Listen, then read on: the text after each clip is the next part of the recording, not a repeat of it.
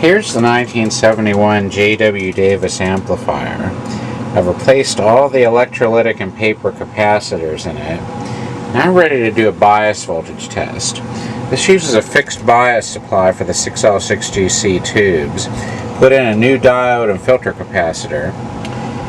One thing I've noticed sometimes in amps which use fixed bias is sometimes the bias control develops intermittence, which can lead to there being no bias voltage on the tubes and the tubes getting overloaded and burning themselves up.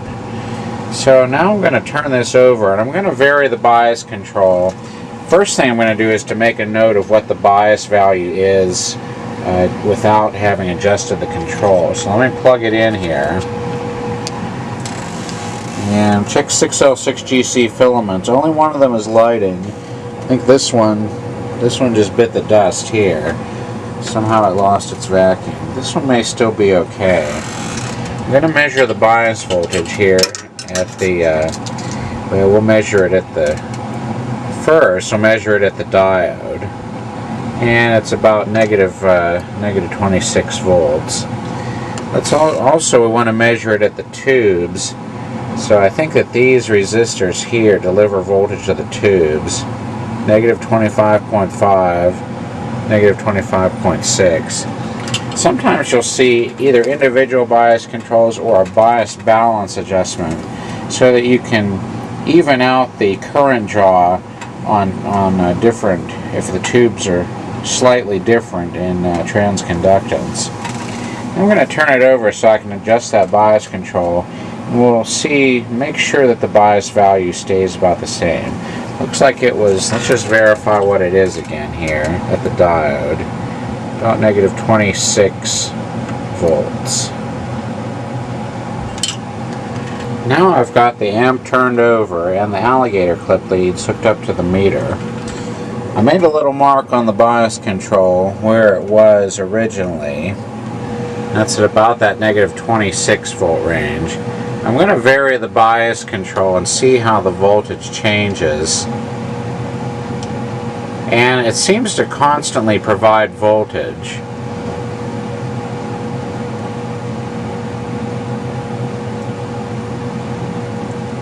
The way that this gets its bias voltage is from a resistor that comes off of one side of the high voltage winding of the power transformer.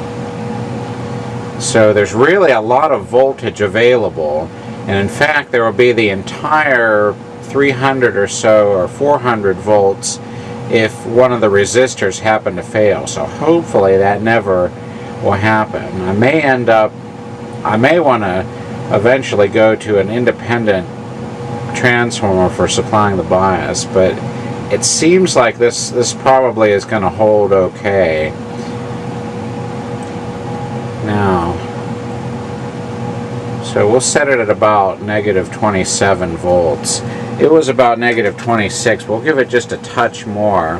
The more bias voltage you give it, the more negative it goes, that is, the less current the output tubes draw.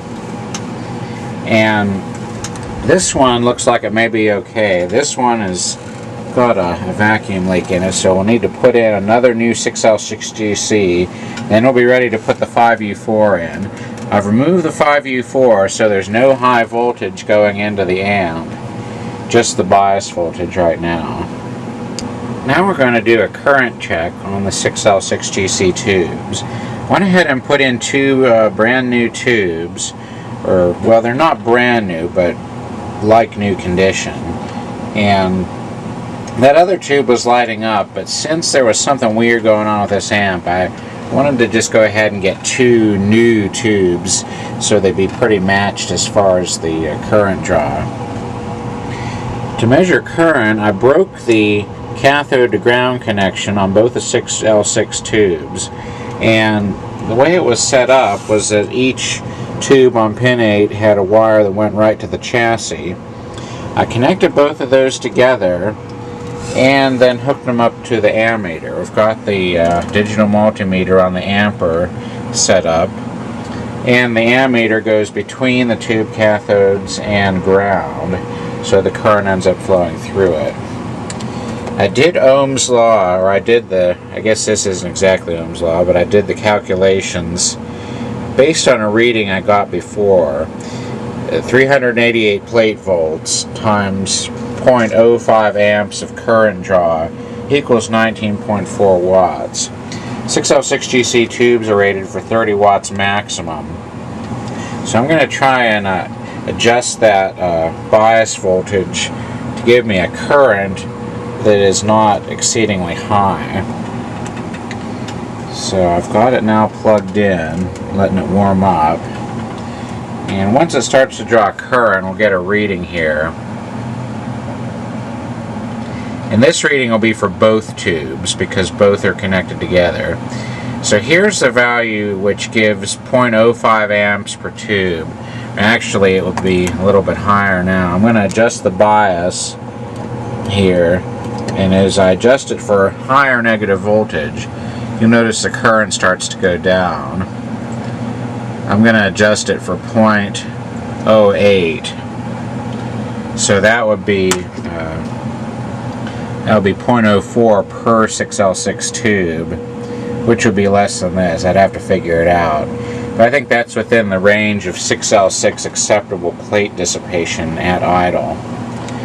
Now what I'll do is to go ahead and play some music through it, and it'll just make sure that the current rating doesn't start to go higher. I actually should probably, we don't want it, well, I guess with this amp, I guess that it doesn't, I don't know, it doesn't draw appreciably more plate current when something's going through it rather than when it's just at idle. I don't understand all that much about it, but just I know a way we can make sure it doesn't exceed the dissipation is by playing music with it and checking the current as we do that. So now I need to get the CD player hooked up, and we'll give it an actual test with some music. I've got a speaker, just the test speaker, hooked up to it. Now here's the quiescent state current of 70 milliamps between the two tubes. Now I'm going to play some music, and we'll check the current draw to make sure it doesn't exceed the acceptable limits.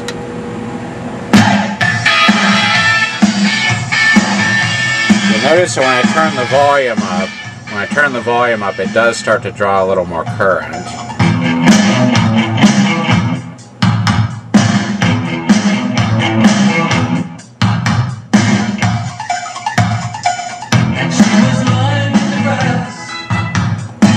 Adjust the bias down a little bit.